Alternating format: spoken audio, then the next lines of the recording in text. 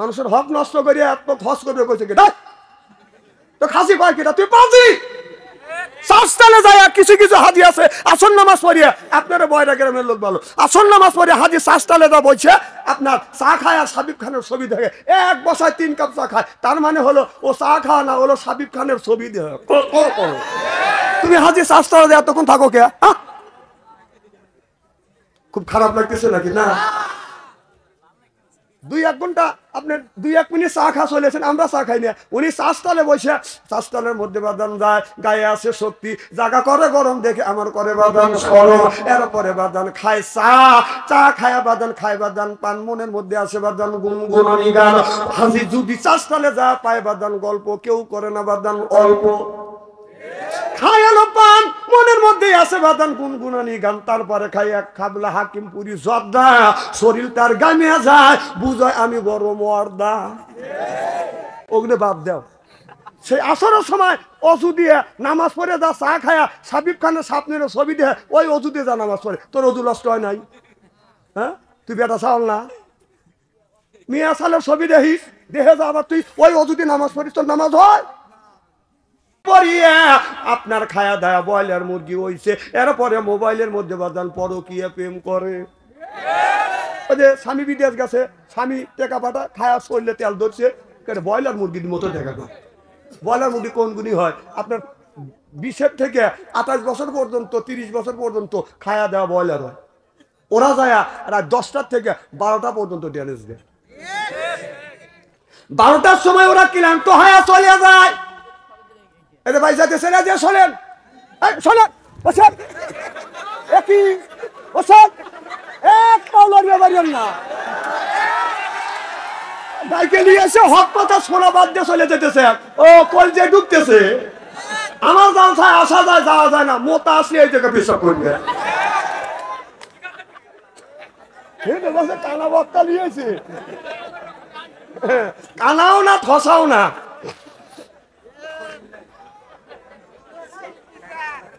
খুব খারাপ লাগতেছে নাকি আমার মাহফিলে আসা যাওয়া যায় না আচ্ছা আপনি কোন কেন দৌড় দিছেন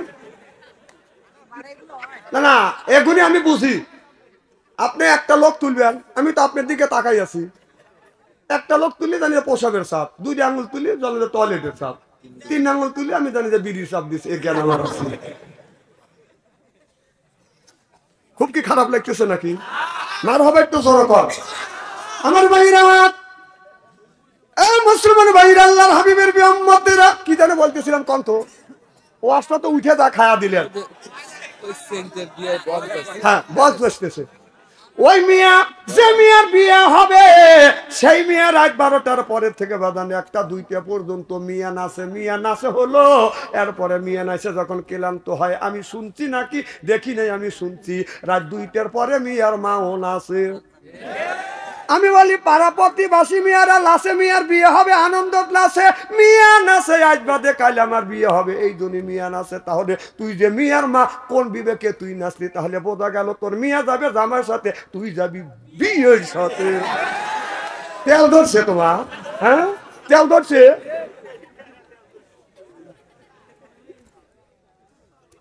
অসুবিধা হইতেছে নাকি আচ্ছা হালাল বিয়ে আপনি কোন জ্ঞানে কোন বিবেকে আপনি হারাম করলেন হ্যাঁ 5টা মনে একটা কথা বলে না আপনার লজ্জা করা উচিত আবার দাদা হাস করে আসছে দাদা শরীরে আলতা কে দাদা তোমার শরীরে আলতা কাকা জানেন আমার নাতিনের বিয়ে আলতা দিচ্ছে হ্যাঁ হ্যাঁ সুপার সাইতে বসা ছালা ই তোর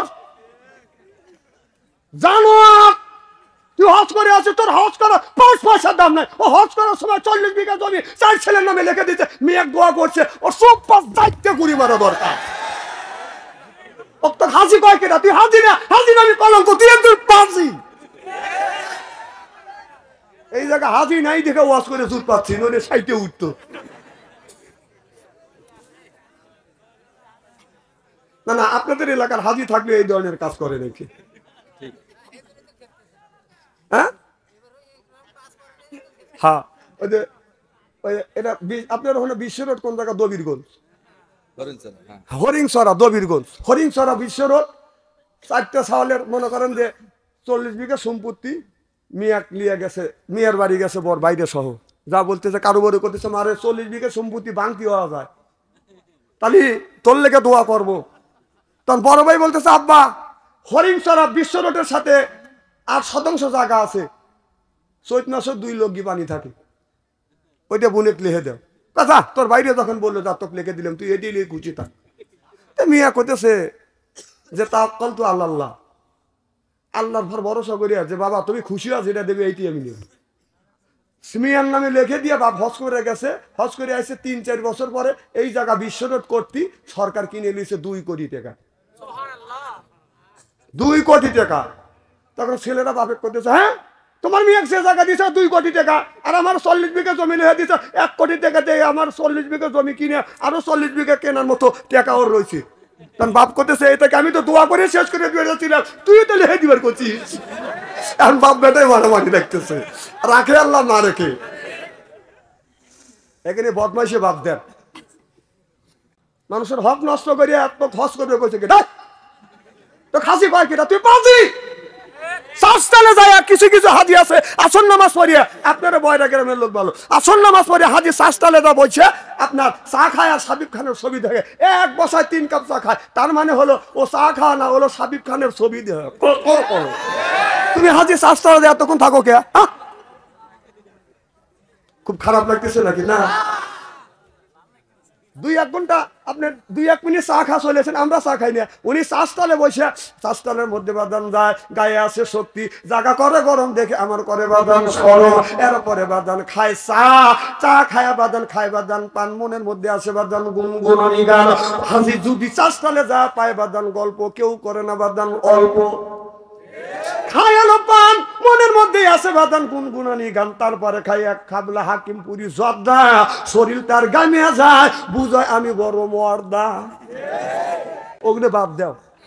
সেই আসরের সময় অজু দিয়ে নামাজ পড়ে যা চা খায়া সাবিব খানের স্বপ্নের ছবি দিয়ে ওই অজু দিয়ে যা নামাজ পড়ে, তোর অজু নষ্ট হয় নাই?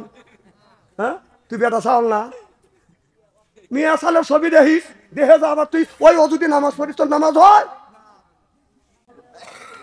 খুব খারাপ লাগতেছে আমার ভাইয়েরা, মুসলমান ভাইয়েরা,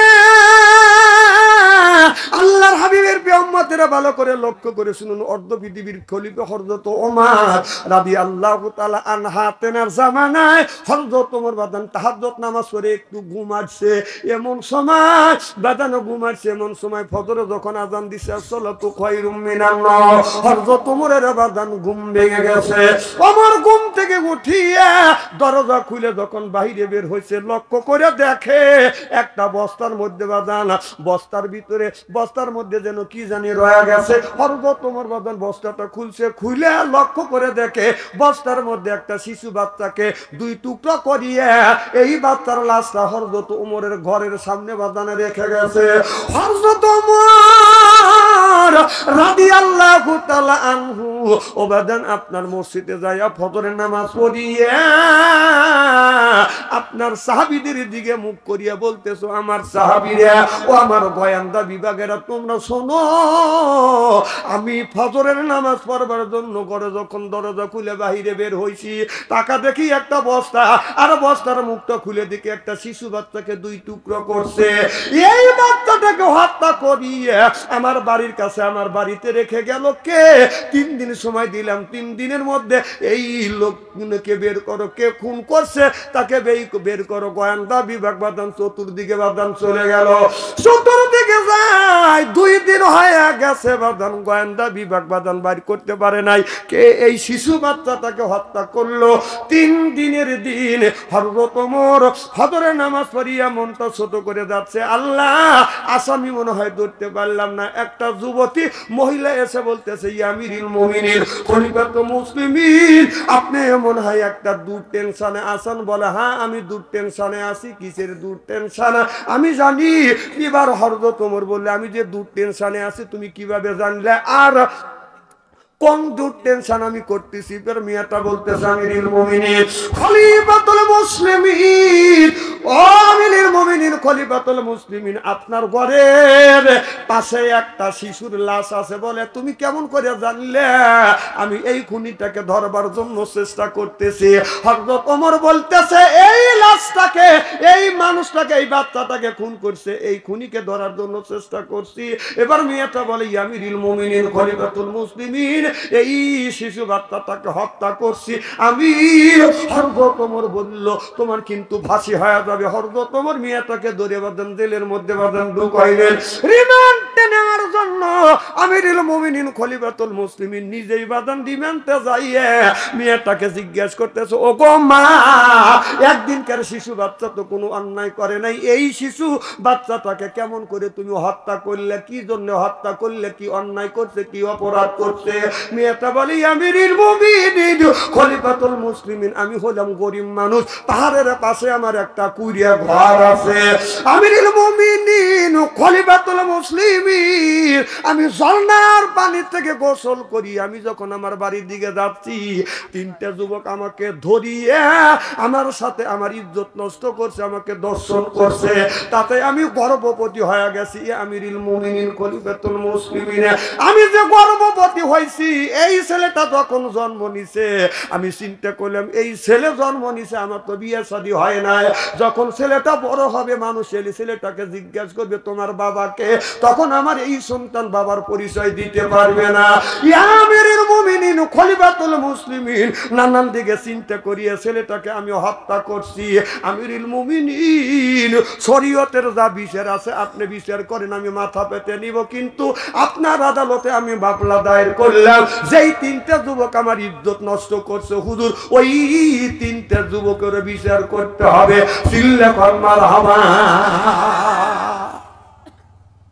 এইরকম করিয়া যদি আমাদের দেশের নেতাগারে যদি বিচার করা যায় যে যার ইজ্জত নষ্ট করছে এই বিচার যদি করা যায়, আপনি ছোট থেকে শুরু করিয়া বাংলাদেশের বড় নেতা পর্যন্ত এক সালাও রক্ষা পাবে না।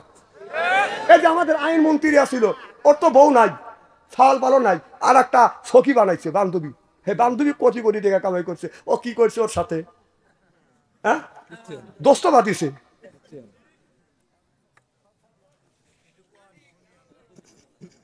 মানে অগুনি শুনছে, অগুনি শোনার আমার বলার সময় নেই, আমি কোরআনের কথা বলবে রয়েছি, খালি একটু টাচ দিয়ে দেবো। পুরুষ হলে বুঝবেন আর মহিলা বুঝলে বুঝতেইছে।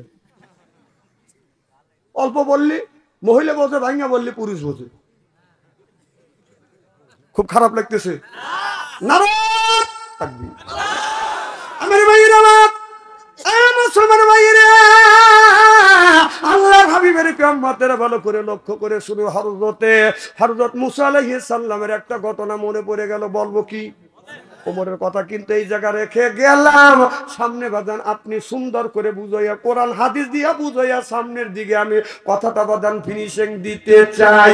এবার হযরত মুসা আলাইহিস সালাম বাদান রাস্তা দিয়ে যাচ্ছে আল্লাহর কাছে, যখন তুরু পর্বতে মুসা আলাইহিস সালাম বাদান কথা বললেন, একদিন মুসা আলাইহিস সালাম বলে আল্লাহ তুমি প্রত্যেকটা নবীর সাথে একটা একটা করে মানুষকে জান্নাতে দিবে, আল্লাহ আমি মুসা আমার সাথে কাকে তুমি জান্নাতে দিবে?